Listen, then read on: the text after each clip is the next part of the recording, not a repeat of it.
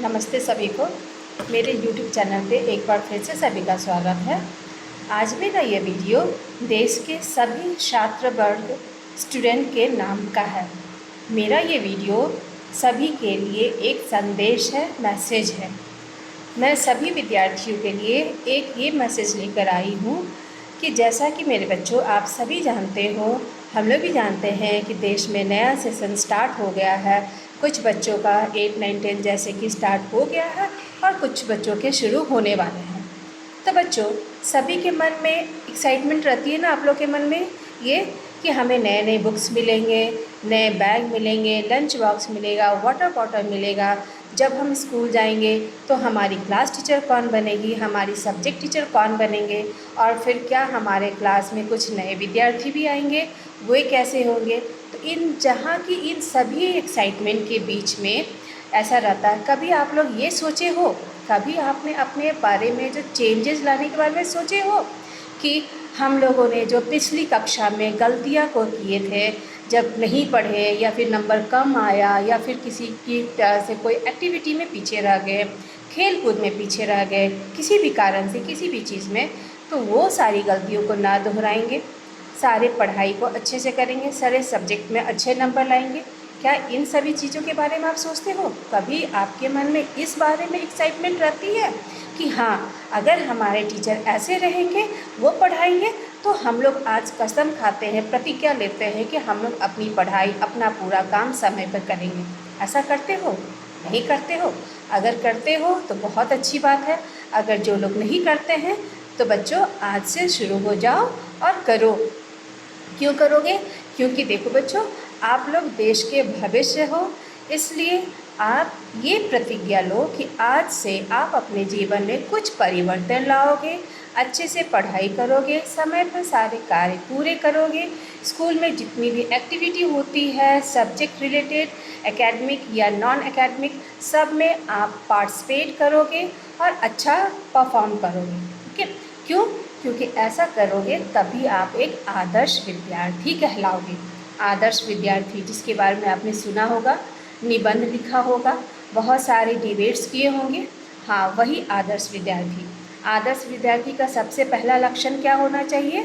समय की कीमत को पहचानना चाहिए। समय की कीमत को पहचानिए, समय पर अपने सारे कार्य पूरे कीजिए, अपनी जिम्मेदारियों को समझिए, अनुशासन का पालन कीजिए, और इन सब के बाद आप एक आदर्श नागरिक भी बन जाओगे।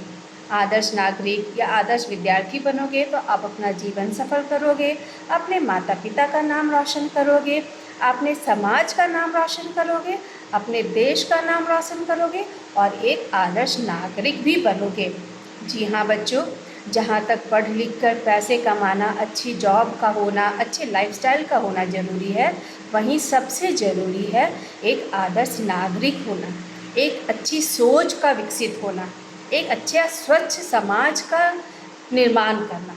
और इसके लिए आपको अभी से प्रयत्न करना होगा आदर्श विद्यार्थी बनकर। तो आज से आप ये प्रतिज्ञा करो, अपने मन में ये डिज़ायर, इच्छा को उत्पन्न करो, लालसा लाओ कि हमें सफलता का स्वाद लेना है। सफलता का स्वाद आप तभी ले पाओगे जब आप पूरी मेहनत और लगन से अपना काम करोगे। और तब जब एक बार आप सफल हो जाओगे, एक बार आपको अगर आपके सब्जेक्ट में, विषय में अच्छे नंबर आ जाएंगे ना, तब आपको उसकी लालच आ जाएगी। हमेशा आप वो प्राप्त करने के बारे में सोचोगे और फिर मेहनत करोगे और जीवन को सफल बनाओगे।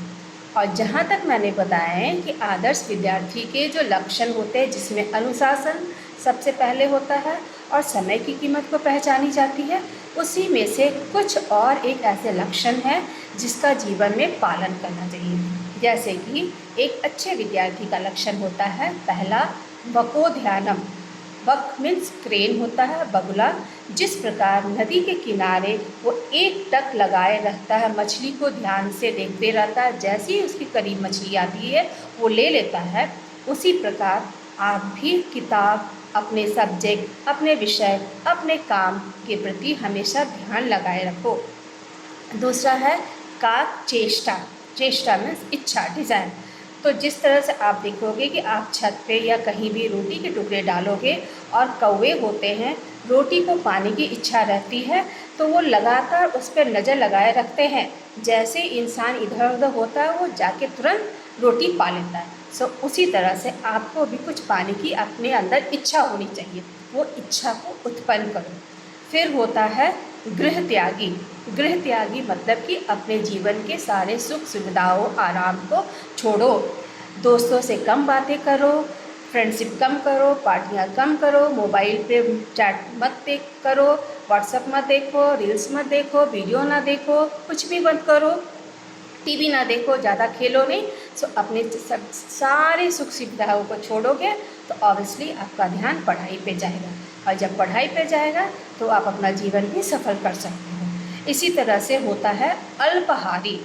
अल्पाहारी मीन्स कम भोजन करना, कम खाना। क्यों कम खाना?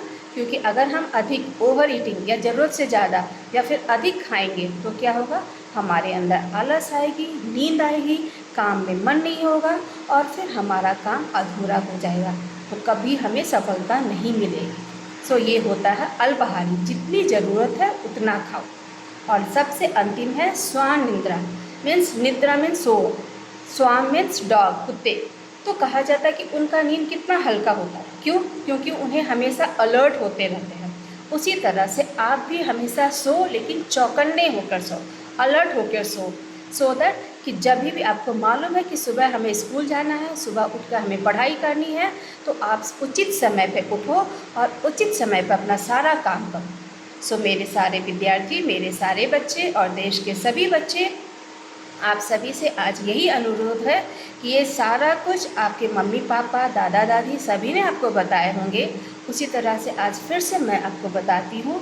हो सके तो फिर से अमल करो और आदर्श विद्यार्थी बनो।